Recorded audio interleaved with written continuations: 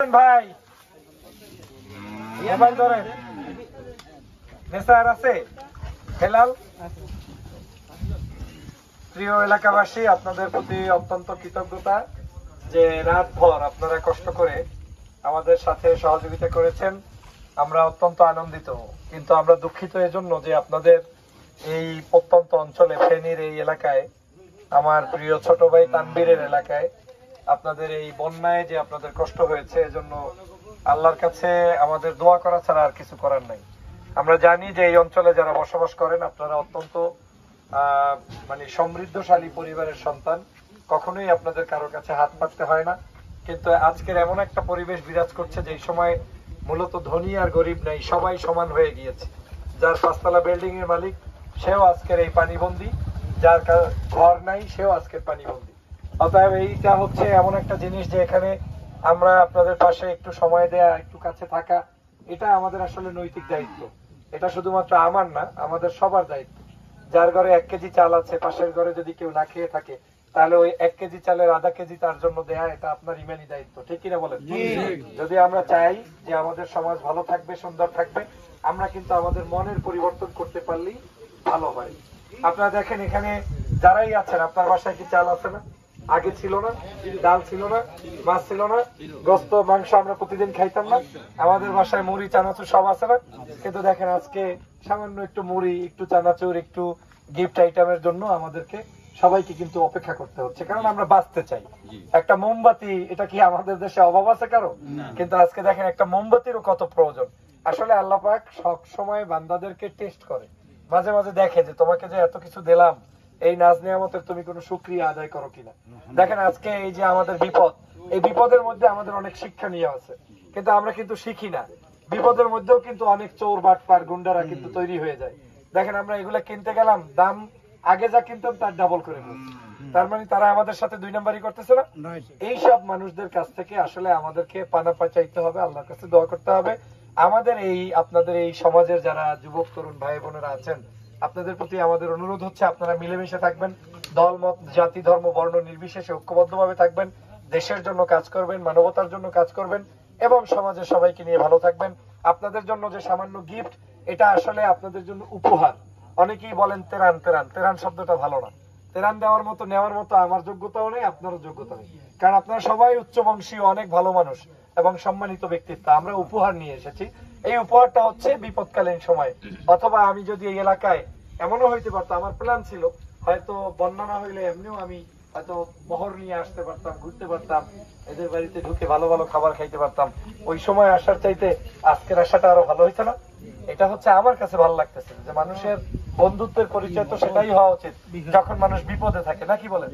এখন যদি আমি আরামায়েশে আইসা বেড়াইতাম, তখন কি এতগুলো মানুষকে পাইতাম?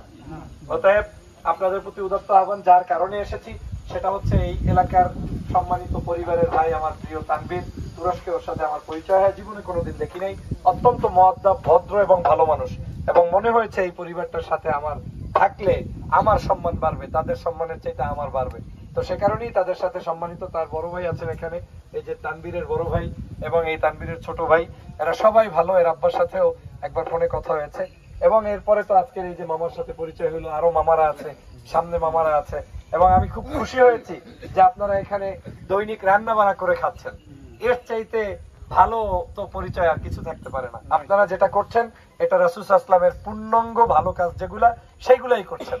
রাসূল সাল্লাল্লাহু আলাইহি ওয়াসাল্লামের একটা সবচাইতে ভালো কাজ ছিল, সেটা হচ্ছে মানব সেবা।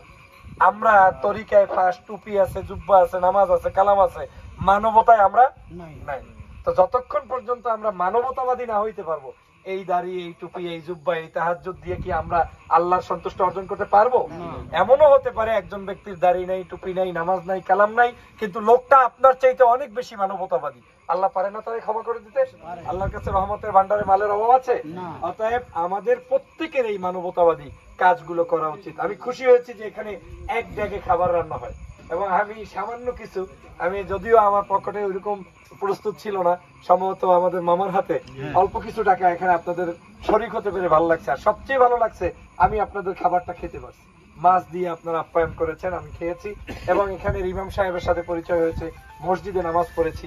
তো আপনাদের জন্য বেশি কোনো কথা নয়, আপনারা এখন এখান থেকে, আমার মামা কই, এখনই দিয়ে দেবেন না এদেরকে, কি করবেন? দিয়ে দেবেন। তো যারা আছে সবাই তো মোটামুটি পাবেন। যারা কষ্ট করেছেন আপনাদের প্রতি অনুরোধ, আপনাদেরকে কোনোভাবে আমরা সম্মানিত করার মতো যোগ্যতা আমাদের নাই। আপনারা কষ্ট করছেন সবার জন্য, কি বলেন? কারো মনে কোনো কষ্ট আছে? কারো মনে কোনো আঘাত আছে? কেউ বেজার হবেন যে আমি নৌকা টানলাম কিন্তু প্যাকেট পাইলাম ছোটটা? কেউ কষ্ট পাবেন? নৌকা আপনি টেনেছেন আপনার এলাকার মানুষের জন্য। আমি যদি কষ্ট করে আসতে পারি, আপনি কি একটু নৌকা দিয়ে এখানে আসতে পারবেন না? মনের মধ্যে কোনো কষ্ট রাখার দরকার নাই। মানুষ তারাই বড় হয় যারা মাটির সাথে মিশতে পারে, যারা মাটির গন্ধ শুকতে পারে, মাটির মধ্যে বসবাস করতে পারে। আর যদি 10 তলা অট্টালিকায় বসে বসে কমান্ড দেয়, সে কি মানুষের মধ্যে পড়ে? পড়ে না। অতএব আসুন, আমাদের মধ্যে কেউ যেন কষ্ট না পাই। কেউ একটু মোমবাতি পাইলাম, আগরবাতি পাইলাম, কিংবা পানি কম পাইলাম, কিংবা প্যাকেট বড় ছোট পাইলাম, মনে কষ্ট নেওয়া যাবে না। আল্লাহ পাক আমাদের সবাইকে ধৈর্য ধারণের তৌফিক দান করুক। আজকে আমি মামাকে অনুরোধ করছি এলাকাবাসীর পক্ষ থেকে তিনি আমাদের জন্য কিছু বলুন। আসসালামু আলাইকুম রহমতুল্লাহ। আজকে যিনি এখানে উপস্থিত হয়েছেন উনি বিশিষ্ট মিডিয়া ব্যক্তিত্ব এবং টক শো ব্যক্তিত্ব। আপনারা সবাই এই টিভি টক শোতে দেখেন। বাংলাদেশ এই নতুন ভাবে স্বাধীন হওয়ার পিছনে কিন্তু উনার যথেষ্ট অবদান আছে। স্বৈরাচারের বিরুদ্ধে উনি অগ্রণী ভূমিকা পালন করছে। বাংলাদেশে 2-4 জন হাতে গোনার মধ্যে উনি একজন। সারা ওয়ার্ল্ডে উনি কাজ করছে। উনি আমাদের দেশ নায়ক তারেক রহমানের ঘনিষ্ঠ লোক। উনি আল্লাহ রহমাতে যদি সুষ্ঠুভাবে দেশে ভোট হয়, এই সরকার আমলে উনি জাতীয় সংসদ, বাংলাদেশ জাতীয় সংসদের সংসদ সদস্য হবেন ইনশাআল্লাহ। পরবর্তীতে মন্ত্রী হওয়ার সম্ভাবনা আছে। এই ধরনের লোক এই গ্রাম প্রত্যন্ত অঞ্চলে উনি আসছেন। উনি হতবাক হয়ে গেছেন আমাদের গ্রামবাসী যে এত কষ্ট করতেছে। উনি আমাদেরকে বারবার বলছেন উনি এখানে ত্রাণ দিতে আসেনি, উনি আমাদেরকে একটু সহানুভূতি আমাদের সাথে দেখার জন্য উপহার সামগ্রী নিয়ে আসেন। তো এখানে আসলে মূলত উনার যে সামর্থ্য, উনি প্রায় 1000-এর উপরে প্যাকেট আমরা বিভিন্ন জায়গায় ফেনীতে দেওয়া হয়েছে, তাকিয়া দেওয়া হয়েছে বিভিন্ন জায়গায়। আমরা বিশেষ করে আমার বাগিনার তানভীর তুরস্কে থাকাকালীন ওনার সাথে খুবই সম্পর্ক। উনি আমাদের পারিবারিক সম্পর্কের মতন। উনার টকশো সবাই দেখেন। উনি আসছে মূলত তানভীরকে, উনি বলছে মামা আপনারা যেখানে নিয়ে যান ওখানে নিয়ে যাব। উনি ফেনীতে দিয়ে চলে যেতে পারতো। জামাতের আমির সাহেব ওনার সাথে দেখা করছেন, বিএনপির জেলা পর্যায়ের নেতারা ওনার সাথে অপেক্ষা করার জন্য অনেকক্ষণ ওয়েট করছেন। কিন্তু আমি গ্রামে নিয়ে এসেছি, আমার গ্রামের কিছু লোকের জন্য উপকার ওনার মাধ্যমে। আসলে একজনের সাথে সম্পর্ক থাকলে তখন আমার এলাকার লোকের উপকার হচ্ছে। আমাদের ছোট্ট আলোকিত সমাজ উন্নয়ন আমরা আজকে কয়েকদিন আমার ছোট ভাই আলোকিত সমাজ উন্নয়নের সভাপতি, ওনার মাধ্যমে যতটুকু সম্ভব আমরা সহায়তা করছি। এই ধরনের লোকগুলা আসলে আমরা ওনাদেরকে সম্মান করতে হবে, কারণ গুণীজনকে সম্মান করলে আমরা সম্মানিত হব, ওনারা সম্মানিত হবে।